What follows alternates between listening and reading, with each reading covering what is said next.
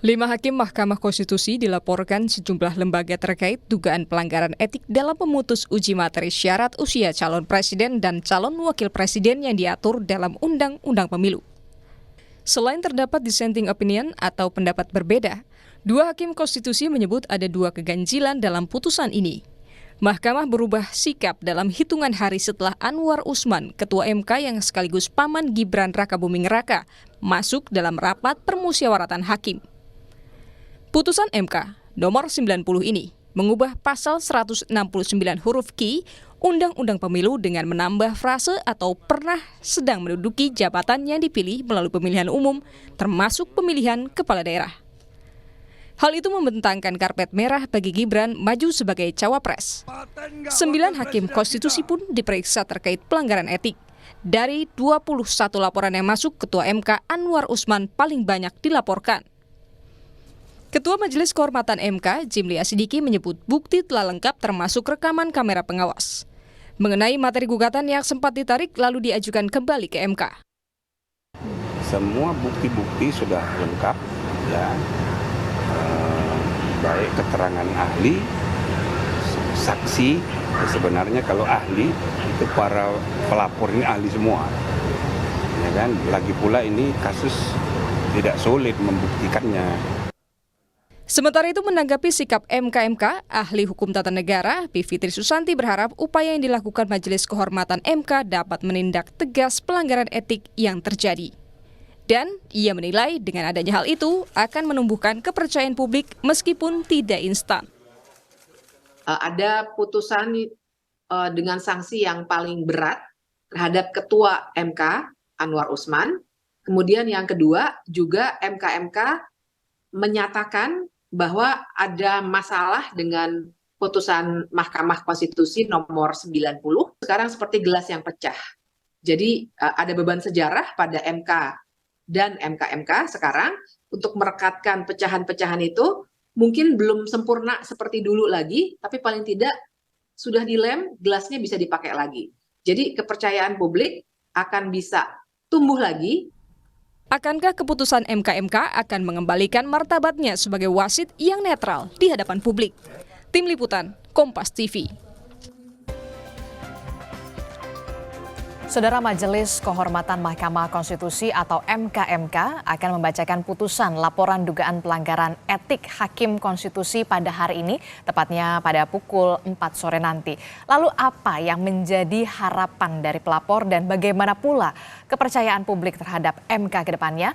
Pagi ini kita akan membahas dengan sejumlah narasumber, di antaranya ada pakar hukum tata negara yang sudah hadir di studio. Selamat pagi, Profesor Juanda. Pagi. Assalamualaikum. Waalaikumsalam warahmatullahi wabarakatuh. Dan juga di sambungan Zoom sudah ada narasumber kita.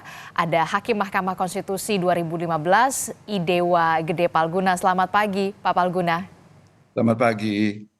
Dan juga ada Direktur Eksekutif Institute for Democracy and Strategic Affairs, Indo Strategic.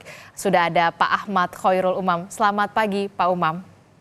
Selamat pagi, Mbak Adisti. Iya, kita membahas ini menjadi topik yang bisa dikatakan sebulan terakhir ya, dan seminggu terakhir ini semakin masif begitu ya, Prof. Juanda dan juga Bapak-Bapak. Putusan MK-MK hari ini pertaruhan marwah Mahkamah Konstitusi. Saya langsung ke Prof. Juanda dulu. Prof. Juanda, apa yang bisa Anda baca dari situasi semacam ini dan skenarionya akan seperti apa tanpa mendahului putusan MK-MK? Ya, terima kasih.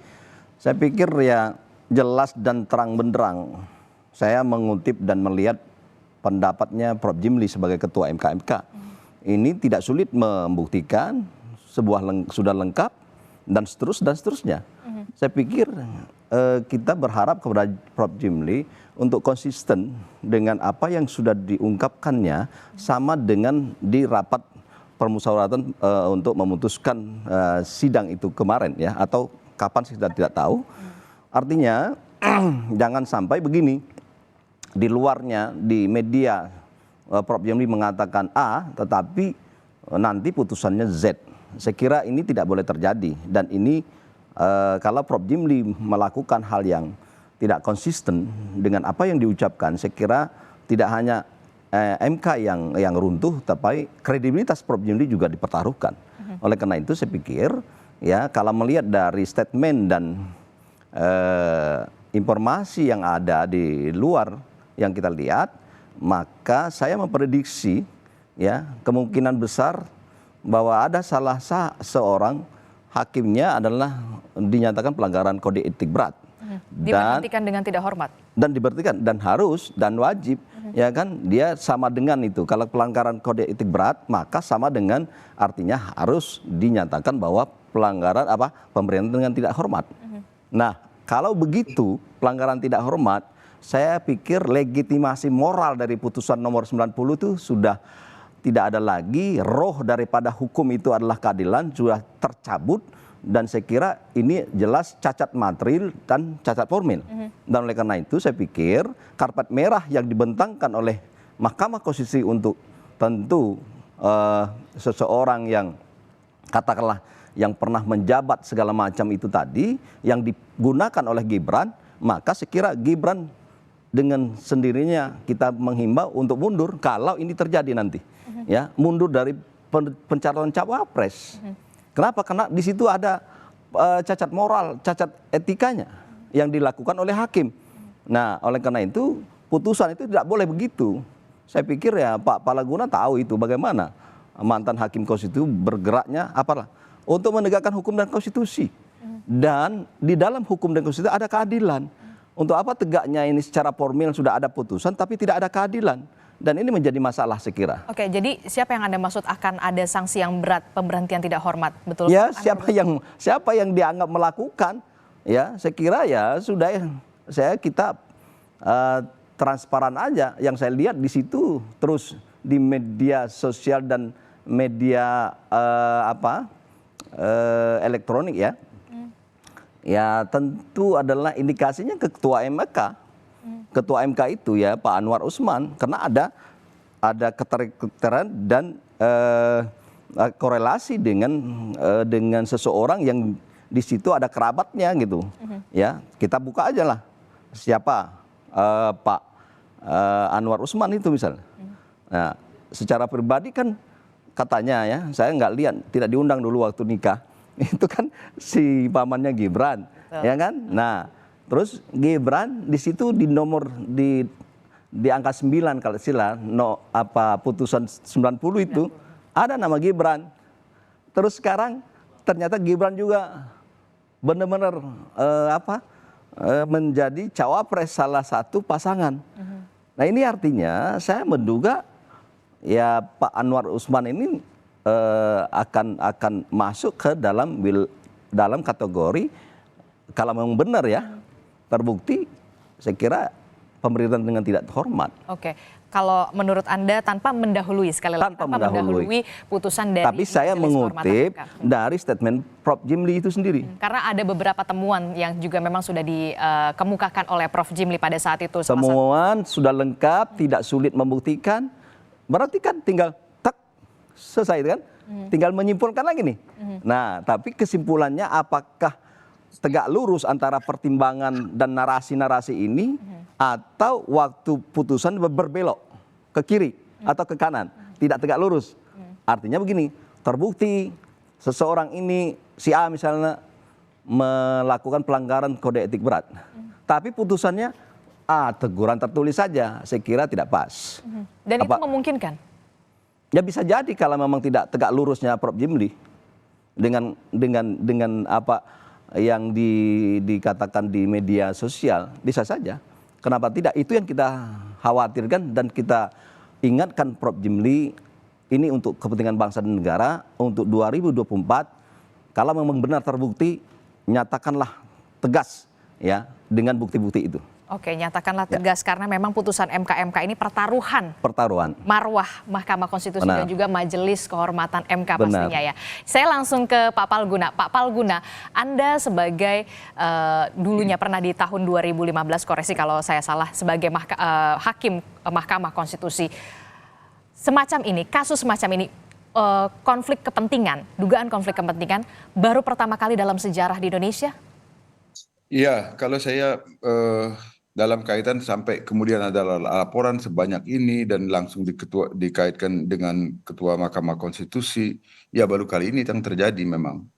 Ya kalau sebelum-sebelumnya tidak ada. Ya paling kalau ada ya itu ya yang dianggap ada konflik kepentingan begitu, misalnya itu adalah berkaitan dengan waktu Mahkamah Konstitusi menguji norma undang-undang yang berkaitan dengan dirinya sendiri, misalnya oleh pengawasan terhadap Komisi Yudisial itu. Tapi persoalannya pada waktu itu, kalau sepanjang menyangkut pengujian undang-undang, siapa lagi lembaga di luar Mahkamah Konstitusi yang boleh melakukan kewenangan itu selain Mahkamah Konstitusi, menurut Undang-Undang Dasar? Apakah harus dibiarkan? Nah kalau begitu misalnya pihak yang mau mengajukan permohonan lalu kemana mintanya? Itu kan tidak ada hal yang tak terhindarkan, walaupun ada asas pada waktu yang kita paham betul lah, yang bahwa seseorang itu tidak mungkin akan menjadi hakim bagi dirinya sendiri. Ya, tapi kan sarana dan jalan ketatanegaraan yang tersedia cuman itu. Nah, waktu itu. Nah, itu. Tapi kan tidak seheboh ini ya. Sampai ada dugaan bilang, aduh saya membaca laporannya aja sedih banget gitu kalau itu terjadi gitu kan. Kalau itu benar terbukti nantinya gitu ya. Seperti yang dikatakan oleh Prof. Jimli misalnya. Ya, itu kalau terbukti ya. Ya, apa ya? Masalahnya begini. Saya itu mengalami periode ketika Mahkamah Konstitusi dibentuk. Ya, yaitu ketika belum punya kantor, belum punya pegawai dan belum punya anggaran. Kemudian dengan semangat dan idealisme luar biasa, lalu kami di angkatan dari Hakim Konstitusi angkatan pertama itu berusaha membangun kewibawaan Mahkamah Konstitusi itu sampai kemudian punya moto dan itu diwujudkan sebagai lembaga peradilan modern dan terpercaya. Nah, menurut pandangan subjektif saya, itu relatif sudah terbangun di awal berdirinya Mahkamah Konstitusi sampai kemudian terjadi kasusnya, ya harus kita sebut ya Pak Akil Mokhtar gitu ya. Tapi kemudian ya mungkin saya agak narsistik kalau saya bicara seperti ini ya.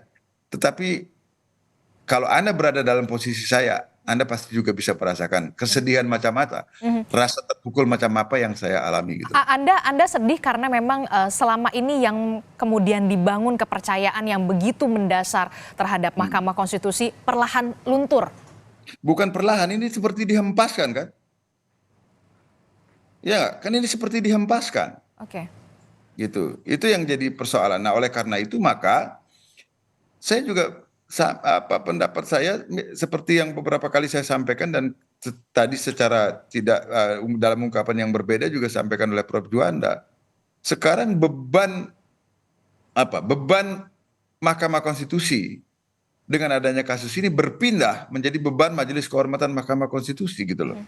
Untuk menyelamatkan itu. Dan karena itu memang wajar kalau kemudian harapan publik begitu besar kepada Majelis Kehormatan. Walaupun saya agak berbeda pendapat sedikit dengan Prof. Juanda dalam pengertian bahwa Majelis Kehormatan tidak bisa memang memasuki ranah putusan Mahkamah Konstitusi, tetapi itu bisa menjadi alasan kalau misalnya hendak dilakukan pengujian ulang terhadap norma pasal 169 huruf Q Undang-Undang Pemilu berdasarkan alasan konstitusional baru yang disebutkan dalam pasal 60 Undang-Undang Mahkamah Konstitusi dan tampaknya itu sudah ada yang mengajukan. Oke, sudah ada Pak Denny Indrayana dan juga Pak Zainal Arifin Mokhtar. Nah, pada hari Jumat yang lalu. Kan itulah jalan yang harus memang seperti agak memutar sedikit. Tapi hukum acara yang disediakan itu seperti itu. Sebab kita tidak bisa juga menegakkan hukum dan keadilan itu dengan cara melanggar hukum dan keadilan gitu kan. Nah, itu yang saya maksudkan. Jadi memang sudah disediakan sarana hukumnya. Nah, problem sekarang kan nanti bahwa itu akan diperiksa kembali oleh hakim yang sama. Apakah benar-benar sama? Nah, itu yang sekarang penentunya ada di Majelis Kehormatan Mahkamah Konstitusi yang nanti segera akan menyampaikan putusannya itu. Gitu. Oke, Prof. Juanda, kita mendengar kesedihan yang begitu mendalam, terutama dari Pak Palguna yang sudah dikatakan membangun reputasi kepercayaan publik Mahkamah Konstitusi dan kemudian dihempaskan. Nah, kita melihat putusan MK ini masuknya ke ranah etik, betul memang. Apakah mungkin ada kewenangan rekomendasi untuk tadi yang disebutkan Pak Palguna mengkoreksi putusan dari pasal 169? Ya, saya kira pertama saya mengklarifikasi dulu. Sebenarnya mungkin Pak Palguna tidak mendengar. Saya tidak pernah mengatakan putusan MK ini masuk ke substansi putusan nomor 90 ya. Tadi tidak pernah saya katakan itu. Saya mengatakan bahwa MK ini tetap dalam koridor etik ya. Nah, cuman yang saya katakan tadi, ketika ini pelanggaran kode etik berat ternyata terbukti nanti, maka saya mengatakan putusan itu tidak memiliki legitimasi moral. Walaupun tuh legitimasi hukumnya tetap jalan. Dan oleh karena itu saya katakan hukum tanpa ada legitimasi moral sama dengan adalah angan-angan dan rohnya sudah tercabut. Itu yang saya maksud tadi. Kembali pada persoalan yang dimaksud tadi, apakah bisa rekomendasi? Kita berharap ya mazhab yang dipakai oleh Prof. Jimli tidak mazhab positivistik. Ya, artinya tidak hanya legal yuridis formal saja, tetapi melebar kepada hal yang kira-kira demi untuk keadilan tidak ada masalah. Misalnya merekomendasi, ada kata-kata merekomendasi bahwa ini adalah diperiksa ulang misalnya. Saya kira itu yang kita minta, ada terobosan gitu. Walaupun tidak keluar dari secara substansi putusan MK itu di bidang etik. Nah, karena terbukti etik maka ada rekomendasi untuk diperiksa ulang. Tapi memungkinkan ada rekomendasi untuk diperiksa ulang. Nah, itu yang saya bilang tadi bahwa MK tidak dalam ranah hanya semata-mata di legal formal saja, tapi diperluas ya, tapi tidak masuk ke dalam substansi putusan. Nah, merekomendasikan tidak masalah karena ada terbukti pelanggaran kode etik berat dan ini dijatuhkan dengan pemerintahan dengan tidak hormat misalnya, terus dinyatakan lagi bahwa direkomendasi untuk diperiksa ulang. Saya kira tidak ada masalah demi untuk negara dan keadilan saya kira. Apalagi kemudian ada yang pemohon untuk uji formil begitu. Nah, apalagi itu jadi beriringan lah dia. Satu sisi sudah ada yang melakukan permohonan kembali ya, Zainal dan kawan-kawan itu dengan alasan misalnya ini karena sudah putusan nomor 90, karena ini ada dianggap cacat, diajukan kembali. Saya kira tidak ada masalah. Sebab begini ya, yang saya pahami permohonan uji satu ketentuan atau pasal itu di dalam sebuah undang-undang boleh, asal satu ya, misalnya argumentasinya berbeda. Alasannya berbeda. Alasan berbeda. Yang kedua, alat ujinya dalam konstitusi itu berbeda misalnya. Nah, yang ketiga mungkin karena alasannya ini tadi, karena pelanggaran kode etik. Saya kira itu bisa dijadikan alasan yang berbeda. Menurut saya bisa. Menurut saya. Kenapa tidak? Ini yang kita ingin bangun ini sebagaimana yang dikatakan oleh Pak Palaguna tadi adalah soal bagaimana marwah ya, marwah peradilan yang modern, yang bersih misalnya. Nah, ini kita bangun lagi. Saya sudah sepakat bahwa MK itu sebenarnya pada zaman Prof. Jimli, zamannya Pak Palaguna ini, saya lihat cukup bagus, cukup tidak banyak hiruk pikuknya dengan soal politik. Tapi dengan ke belakang-belakang ini ya, itu sudah banyak sekali itu digunakan, saya katakan. Digunakan maksud Anda? Ya, alat politik. Oleh elit politik. Saya tidak tahu. Saya tidak tahu siapa elit politik, tapi saya menduga ada arah ke sana bahwa ada elit politik menggunakan lembaga penegak hukum dan penegak hukum itu terpengaruh. Soalnya mungkin waktu Pak Palaguna dulu ada tapi tidak terpengaruh, ya kan gitu. Nah, inilah mungkin bedanya ya. Nah, itu makanya di dalam syarat dari hakim konstitusi ada tidak tercela, adil, ya, negarawan dan sebagainya. Tapi tidak dipedomani oleh hakim-hakim yang sekarang. Minimal adalah 3 hakim itu, tapi 4 hakim kita juga harus plus juga ya. 4 hakim yang dissenting opinion kemarin masih tegak lurus saya lihat. Oke, jadi masih ada beberapa hakim yang tegak lurus. Bilang semuanya hakim di konstitusi itu tidak berintegritas atau berpihak kepada hal-hal yang politik, saya kira tidak fair juga. Oke, harapan masih ada. Masih ada. Oke, saya ke Pak Khairul Umam. Pak Umam, ini kalau tadi kata Prof. Juanda, kalau zamannya Pak Palguna, Pak Jimli ini sebenarnya ada yang ingin masuk gitu ya politik tapi tidak bisa. Tapi kalau sekarang nampaknya dijadikan alat begitu. Nah, bagaimana Anda melihatnya dampaknya untuk politik Indonesia? Dampak terhadap politik di Indonesia tentu akan menghadirkan sejumlah ketidakpastian. Dan ketidakpastian itu tentu akan memunculkan berbagai macam spekulasi, termasuk terkait dengan konteks pilihan-pilihan politik, strategi politik, dan juga pendekatan di dalam konteks pemenangan di Pilpres. 2024 mendatang. Memang secara umum, Mbak, situasi ini pernah diidentifikasi sebagai sebuah bagian dari bentuk kemunduran demokrasi yang cukup serius. Sekitar akhir 2018, sejumlah teman di ANU, di Australian National University, let's say salah satu misalnya Thomas Power, dia menulis sebuah artikel yang cukup spektakuler dengan judul Jokowi's Authoritarian Turn and Indonesia Democratic Decline. Di dalam artikel itu, salah satu yang diindikasi sebagai bagian dari bentuk kemunduran demokrasi di Indonesia adalah penggunaan instrumen hukum sebagai sebuah alat politik dan kekuasaan. Nah, kalau misal kemudian situasi ini terus berkembang, dulu masyarakat sipil, kelompok civil society menyaksikan bagaimana penghancuran kredibilitas KPK bisa terjadi secara sistematis. Sekarang adalah Mahkamah Konstitusi yang kemudian dianggap sebagai bagian dari anak kandung reformasi dan ternyata kemudian mengalami situasi yang sama. Nah, putusan kemarin terkait dengan perkara 90 mengenai syarat capres-cawapres terkait batas usia itu adalah sebuah bentuk bagian dari kemunduran demokrasi itu sendiri. Karena bagaimanapun juga memang di satu sisi kita menghormati pasal 24 konstitusi yang menegaskan bahwa putusan MK itu bersifat final and binding, final dan mengikat. Tetapi ketika kemudian muncul dugaan-dugaan terkait dengan konflik of interest, kemudian adanya dugaan praktik nepotisme yang kemudian membuka lagi dugaan apakah kemudian ada intervensi kekuasaan terhadap proses pengambilan keputusan di level MK. Nah, semua itu yang kemudian memunculkan sejumlah spekulasi. Dan spekulasi ini tentu akan berdampak pada ketidakpastian. Pada level ini, dalam konteks politik praktis, saya menduga pihak Prabowo Gibran tampaknya tidak akan surut.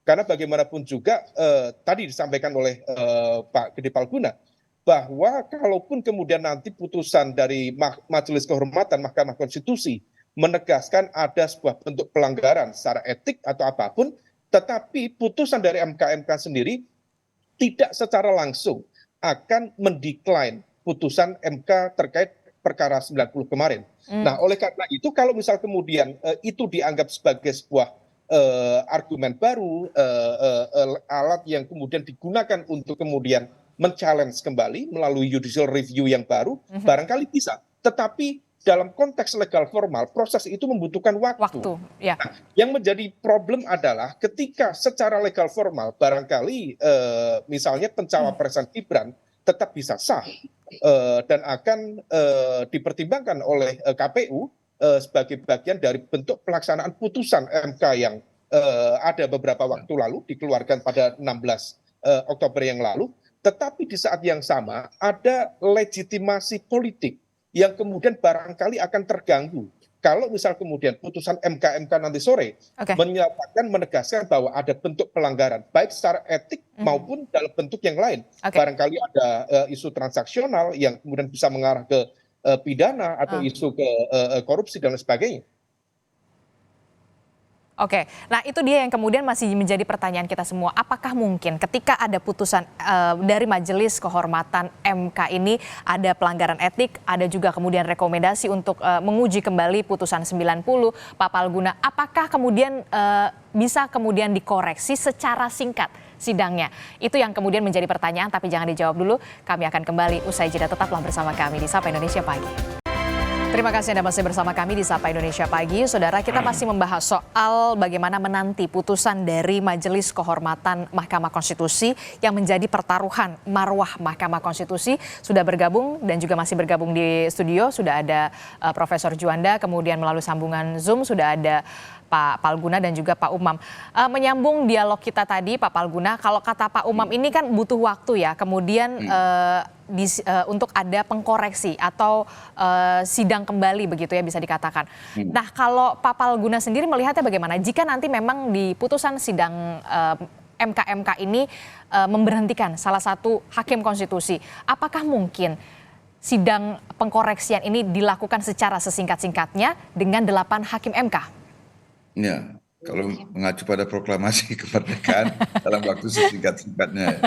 Iya, gini, tetap hukum acaranya kan ada, tapi saya pikir nggak tahu ya, apakah fase perbaikan permohonan sudah dilewati atau belum? Ya, kalau sudah kan tidak perlu menghabiskan waktu 2 minggu juga kan selesai sekian hari bisa disidangkan lagi dan kemudian kalau Mahkamah Konstitusi memandang semua keterangan yang diperlukan itu sudah cukup berdasarkan pasal 54, ya bisa persidangannya cepat. Tapi ini kita kan semua berandai-andai nih sekarang ya. Artinya kalau itu terjadi ya kalau yang kemudian ditumpangi dengan kalau juga gitu kan. Nah, kalau itu terjadi dan kalau para pemohon itu tidak mengajukan ahli lagi misalnya, atau kalaupun mau mengajukan cukuplah dengan keterangan tertulis misalnya affidavit misalnya, yang kemudian disampaikan secara ringkas dan diserahkan langsung dalam persidangan sehingga mahkamah bisa langsung mengatakan oke, pemeriksaan untuk pembuktian sudah selesai dan langsung diajukan rapat permusyawaratan hakim, kan bisa cepat. Nah itu kalau soal kecepatan ya, dan itu kan pernah juga beberapa kali terjadi. Nah, artinya soal kecepatan itu sesungguhnya para pemohon juga ikut punya andil. Jangan lagi nama-namai misalnya nanti minta pula Pak Juanda jadi ahli ke situ memberikan keterangan kan gitu.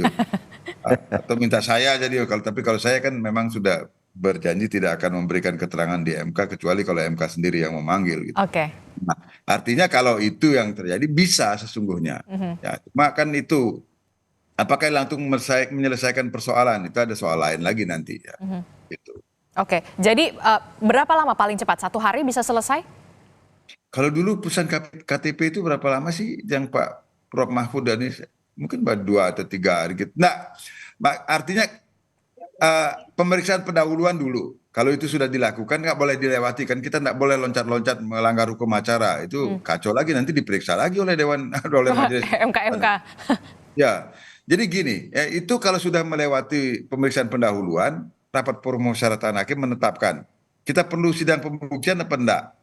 Bahkan kalau di rapat permusyawaratan hakim itu mahkamahnya berpendapat kita tidak perlu lagi pemeriksaan persidangan karena bukti yang kita perlukan sudah cukup yang disampaikan oleh pemohon. Udah langsung aja drafting putusan gitu loh. Tapi mungkin nggak ketika kemudian pemohon uji formil Pak Denny Indrayana? Nggak ada uji formil, kan uji material ini. Langsung uji material, berarti langsung bisa putusan. Uji formil kan membentuk undang-undang secara keseluruhan. Oke, berarti bisa langsung putusan. Kalau sudah melewati, Anda tadi tidak nyimak ya, kalau sudah melewati pemeriksaan pendahuluan dan hakimnya berpendapat bahwa tidak diperlukan pemeriksaan persidangan lagi, sudah cukup berdasarkan pasal 54, hakim bisa langsung untuk mengumumkan nanti jadwal putusan gitu loh. Oke. Bisa cepat sebenarnya, bisa cepat. Oke, dengan 8 hakim MK saja. Kok Anda sudah membayangkan 8 hakim bagaimana ceritanya itu? Ya kalau misalkan ada dugaan pelanggaran etik dalam putusan MK kan kita tanpa mendahului putusan MK begitu ya. Ini sudah mendahului sebenarnya. Tapi sebagai pengandaian oke lah. 8 itu, jadi saya mau mengatakan menurut hukum acara quorum persidangan maupun quorum pengambilan keputusan itu harus 9 dalam keadaan luar biasa, tidak boleh kurang dari 7 itu. Artinya 8 atau 7 itu boleh gitu loh. 8 atau 7 itu berarti bisa ya? Nah kalau 6 tidak boleh, harus tambah cie itu. Kalau 6 itu harus tambah 1. Kalau 7 boleh dalam keadaan luar biasa. Gitu. Oke. Kalau untuk kasus ini berarti dalam keadaan luar biasa? Ya termasuk keadaan luar biasa. Ini masuk dalam keadaan luar biasa? Iya, sakit keras misalnya gitu. Itu kan masuk dalam keadaan luar biasa. Jadi bisa yang penting tidak boleh kurang dari 7. Oke, syaratnya tidak boleh kurang dari 7 hakim konstitusi. Nah itu ya jadi problem nanti. Kalau kurang dari 7 gimana? Nah itu yang tidak bisa ngambil keputusan. Itulah sebabnya, mohon maaf saya minta waktu 1 menit lagi. Sebenarnya kita bisa meniru seperti Austria lah dengan sistem hakim pengganti loh. Hakimnya tetap 9, tapi ada yang namanya hakim pengganti semacam hakim cadangan gitu. Dia bukan hakim konstitusi yang bersifat permanen, tetapi dia cadangan. Kalau nanti ada hakimnya yang tidak bisa menyidangkan perkara, bisa karena konflik kepentingan, bisa karena sakit, atau karena alasan yang lain. Nah, dia yang hakim pengganti itu sebagai pengganti, sehingga quorum tetap terpenuhi, dan dia hanya, maaf saya jadi ngomong, dia hanya dibayar untuk persidangan itu saja, dia bukan hakim tetap, namanya hakim pengganti. Itu sistem yang diterapkan di Austria. Bisa diterapkan di sini? Sekarang kita belum bisa, kalau di sini harus. Dan menurut saya itu tidak memerlukan perubahan undang-undang dasar, cukup di undang-undang Mahkamah Konstitusi saja, karena tidak mengubah jumlah 9 hakim itu, gitu loh. Tapi ini mungkin bisa dipikirkan ke depan dengan adanya kasus ini sebagai pengalaman ya. Oke, Enggak, oke. saya ini agak melebar topiknya sedikit karena Oke. saya Ya, takut ini lupa adalah gitu. langkah mitigasi, jangan sampai kemudian ini terjadi lagi, begitulah ya. Iya, kayak ya seperti Badan Penanggulangan Bencana lah kita ini sekarang. Oke, Pak Umam setelah tadi Pak Umam bilang katanya ini bisa berdampak terhadap ketidakpastian politik, termasuk juga kalau Pak Palguna mengatakan ini seperti dihempaskan kepercayaan. Nah, kalau misalkan publik saja sudah distrust oleh MK, lalu bagaimana dengan nanti hasil pilpresnya? Ya, memang situasi seperti ini menjadi agak dilematis ya, karena pada satu sisi tentu kita membutuhkan Mahkamah Konstitusi yang betul-betul dipercaya oleh masyarakat. Apalagi kita mau memasuki musim pemilu, di mana kemudian akan banyak sekali sengketa pemilu, baik di level pileg maupun pilpres. Dan di batas akhir sengketa pemilu adalah MK yang memiliki otoritas kekuasaan hukum tertinggi untuk memutus itu. Kalau misal kemudian legitimasi hukum MK sendiri kemudian dipertanyakan, maka kemudian kalau misal terjadi sengketa, maka kemudian putusan itu akan kembali menjadi pertanyaan besar. Dan ini tentu berpotensi memicu sejumlah gesekan, konflik, dan tentu sangat-sangat tidak produktif. Nah, oleh karena itu di level ini, kalau misal memungkinkan bagi pihak MK, terutama dari fase awal di putusan MK ini, sebisa mungkin segera diselesaikan untuk mengembalikan kredibilitas dari Mahkamah Konstitusi sendiri. Karena pertaruhannya bukan hanya sekedar institusi MK, tetapi masa depan demokrasi dan juga kemudian instabilitas politik negara, terutama pasca Pilpres di 2024 mendatang. Nah, oleh karena itu, di level ini tampaknya turbulensi akan menghampiri kita. Kalaupun kemudian sikap dari Pak Jimli kemarin mengatakan bahwa ada dugaan kuat pelanggaran etik dan kemudian nanti barangkali akan ada putusan terkait dengan status pelanggar etik itu sendiri, maka di saat yang sama pihak KPU sebagai penyelenggara pemilu harus betul-betul berkonsultasi secara ketat dengan pakar-pakar hukum, setidaknya untuk memberikan legitimasi secara hukum bagaimana kemudian mekanisme pemilihan terkait dengan pihak-pihak yang barangkali tidak sesuai dengan putusan MK yang baru. Kalau misal nanti ada di tengah jalan, itu tetap kemudian mendapatkan legitimasi politiknya. Tetapi satu hal, Mbak, kalau kemudian putusan dari MK kemudian nanti barangkali akan di follow up dengan putusan MK yang baru dan ternyata berbeda dari putusan sebelumnya perkara 90 yang kemarin, maka di satu sisi itu akan bukan hanya berdampak pada kredibilitas pencapresan dan pencawapresan Prabowo Gibran, bukan hanya berdampak pada kredibilitas pemerintahan Pak Jokowi, tetapi juga akan berdampak pada konteks politik dan demokrasi secara general.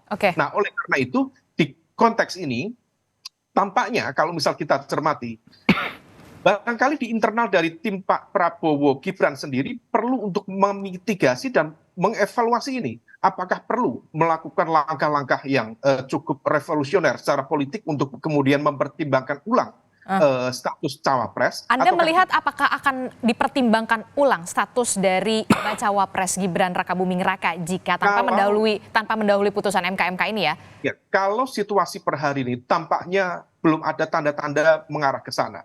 Karena bagaimanapun juga secara legal formal pencapresan dan pencawapresan Prabowo Gibran per hari ini sudah mendapatkan legitimasi hukum yang kuat, terlepas dari aspek pertimbangan sosiologi hukum ya. Apakah kemudian aspek keadilan itu kemudian tergambar dari putusan MK yang kemarin, terlepas dari itu, tetapi secara legal formal dengan berpijak pada putusan MK di perkara 90 kemarin sebenarnya sudah sah. Nah, oleh karena itu kemudian KPU menerima itu. Nah, kalau misal kemudian sampai ada pikiran diganti, tentu ini akan menciptakan instabilitas di dalam koalisi Indonesia Maju, koalisi Indonesia Maju.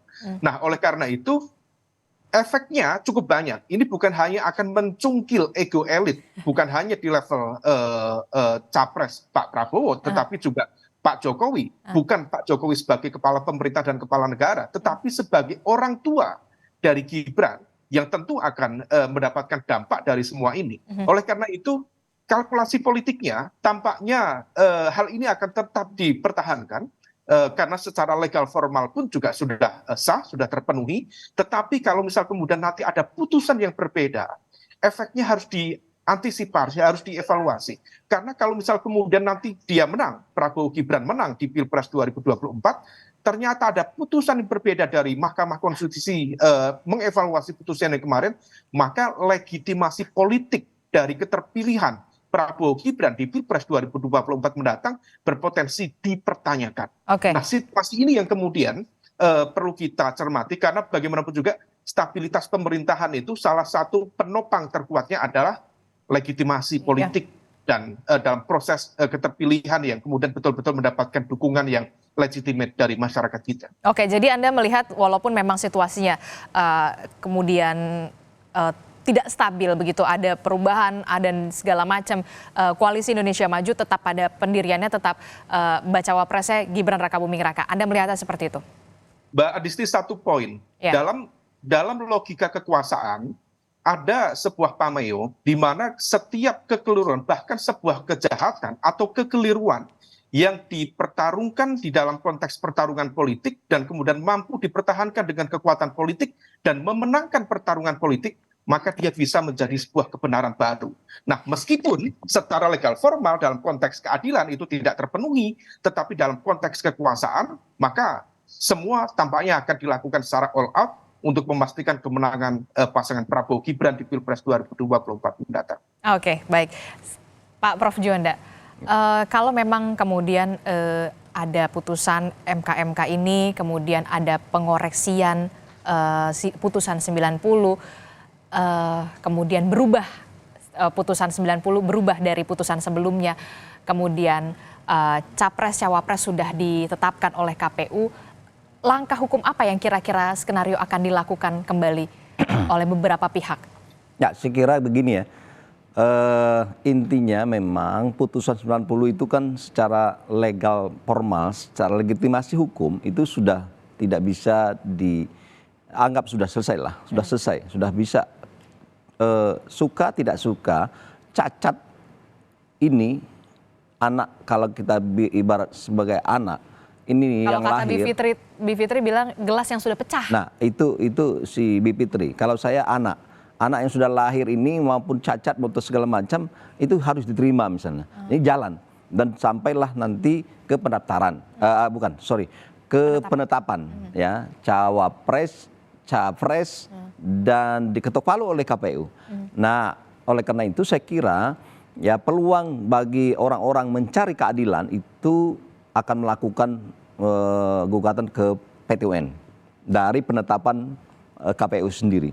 Saya melihat itu besar kemungkinan itu akan ke sana larinya dan ujungnya ada gugatan ke PT UN, bahkan juga ke Bawaslu. Saya kira dua lembaga yang dianggap bisa berwenang untuk itu akan dimanfaatkan oleh orang-orang tertentu atau pencari keadilan. Karena sudah habis di MK, maka ada tahap berikutnya. Oleh karena itu saya kira ini adalah merupakan sebuah pertandingan yang sangat seru dan belum selesai dengan adanya putusan MK ini. Kalau misalnya ini terus jalan. Dan terakhir saya kira juga ini yang kita tidak inginkan ketika ini nanti ada sengketa pemilu dan ternyata hakimnya tetap hakim ini kan sudahlah MK-nya sudah degradasi kepercayaan. Terus nanti ada prediksi-prediksi yang sangat abstrak dan tentu berkaitan dengan soal kejujuran, keadilan akan muncul ini, maka saya kira ini akan terus menggeliat sehingga negara kita tentu di samping memang tidak terwujudnya keadilan, juga demokrasi kita akan sedikit dipertanyakan kalau ini nanti masuk ke dalam wilayah sengketa hasil pemilu. Dan apalagi kalau misalnya masih tetap orang-orang hakimnya seperti ini, saya yakin masyarakat lebih tidak percaya lagi dan apapun sebenarnya sudah dilakukan oleh KPU atau pasangan itu jujur, tetapi orang pasti mengaitkan ini putusan 90 mau tidak mau akan diungkit kembali. Saya kira oleh karena itulah begitu pentingnya ya putusan MK ini jangan dianggap remeh dan Prof. Jimli kita mohon di sini uji kredibilitas yang sekian kalinya untuk negara dan bangsa. Oke, nampaknya masih panjang ya babak demi babaknya ya, tidak sampai di sini saja. Ya, kalau masih ada peluang karena memang disitulah mungkin ke depan di samping hal-hal yang masalah-masalah tadi, saya berpikir kalau hal-hal yang menyangkut misalnya sangat mendasar untuk kepentingan bangsa negara misalnya, saya kira aturan atau prinsip yang mengatakan putusan MK itu final and binding itu ada pengecualian ke depan. Perlu diatur lagi beberapa undang-undang dirobah. Undang-undang kekuasaan kehakiman, undang-undang Mahkamah Konstitusi, termasuk pasal 24C itu sendiri. Jadi ada pengecualian. Ketika itu adalah sangat mendasar, diberi ruang untuk melakukan upaya yang hukum, tapi ada sangat ketat. Oke, berarti dengan adanya kasus ini harus ada evaluasi yang kemudian menyeluruh, jangan sampai kemudian hal semacam ini terjadi kembali begitu ya di Pilpres. Nah, Pak Palguna, terakhir Pak Palguna, kalau tadi Pak Profesor Juanda bilang kalau hakim-hakimnya masih beberapa nama ini degradasi kepercayaan. Nah, apa harapan Anda? Gini. Coba kita lihat dulu hakim-hakim ini itu yang mana maksudnya itu kan? Kalau ini kan karena memang tidak semua hakim ya, karena kan ada kalau tidak salah ada yang dissenting opinion. Ya ada beberapa masih inilah. Tapi gini, yang disampaikan Pak Juanda itu benar. Jadi kalau kepercayaan publik itu sudah sudah tergerus kan sulit untuk mengembalikan. Iya. Tetapi berarti tidak boleh. Cara mengembalikan inilah yang selalu saya sampaikan dari dulu. Ya. Makanya penting sekali, entah untuk kali keberapa saya ngomong ini ya, proses rekrutmen hakim itu loh, pasal 24C ayat 5 Undang-Undang Dasar 45 itu menegaskan hakim konstitusi itu adalah dia harus berintegritas, jujur, tidak tercela, menguasai negarawan yang menguasai konstitusi dan ketatanegaraan. Ini yang tidak pernah di breakdown di dalam undang-undang tentang Mahkamah Konstitusi sehingga ada proses rekrutmen hakim yang seragam di ketiga cabang kekuasaan negara yang secara konstitusional mempunyai kewenangan untuk mengusulkan calon hakim konstitusi. Akhirnya diserahkan kepada masing-masing lembaga negara itu. Presiden punya caranya sendiri, DPR punya caranya sendiri, Mahkamah Agung punya caranya sendiri. Undang-undang hanya menyebutkan hakim konstitusi dipilih secara objektif, transparan, dan akuntabel. Bagaimana itu breakdown-nya? Padahal itu bagaimana kemudian kita menguji kenegarawanan walaupun kita begitu abstrak itu ya. Tapi kan paling tidak ada parameter tertentu lah. Tidak pernah begini, tidak pernah gitu misalnya. Bagaimana untuk menguji integritasnya? Bagaimana untuk menguji bahwa dia tidak tercela? Bagaimana untuk menguji bahwa dia menguasai konstitusi dan ketatanegaraan? Apakah dari karya? Apakah dari pernah menjabat ini itu misalnya gitu ya. Itu kan harus ada breakdown-nya di dalam undang-undang. Tapi udah 3 kali saya usulkan itu, 3 kali pula undang-undang Mahkamah Konstitusi mengalami perubahan yang diutak-utik cuma soal umur aja. Apa yang terjadi dengan umur itu kan? Jadi ini yang kemudian menjadi pertanyaan, harus ada evaluasi yang menyeluruh soal rekrutmen ya Pak Palguna ya? Ya undang-undang Mahkamah Konstitusi juga hukum acaranya perlu dilengkapi. Itu udah berapa kali saya usulkan gitu ya di undang-undang Mahkamah Konstitusi, tapi tidak pernah digubris oleh pembentuk undang-undang. Gitu. Oke, jadi memang betul-betul harus ada evaluasi yang menyeluruh baik itu dari proses rekrutmen dan sekarang momentumnya menurut saya ya, mumpung ada ini yang dengar-dengar kan mau ada perubahan lagi undang-undang Mahkamah Konstitusi, tapi yang mau diutak-atik lagi justru supaya lembaga pengusul bisa mengontrol hakimnya. Ini tambah kacau negara hukum kita ini kalau begini lagi. Oke. Tentu saja ini menjadi momentum tidak hanya bagi Mahkamah Konstitusi saja, tapi bagi kita semua begitu, bagi perpolitikan Indonesia, demokrasi Indonesia, supaya tidak kembali lagi terjadi semacam ini, begitu itu harapan kita. Dan tentu saja kalau misalkan mengalami kepercayaan yang degradasi kepercayaan, tentu saja bisa dikatakan masyarakat butuh waktu. Kita akan tunggu bagaimana putusan dari MK ini, pertaruhan marwah Mahkamah Konstitusi. Terima kasih Pak Prof Juanda telah bergabung bersama kami. Terima kasih kembali. Dan juga ada Pak Palguna, terima kasih atas perspektifnya, dan juga ada Pak Khairul Umam, terima kasih.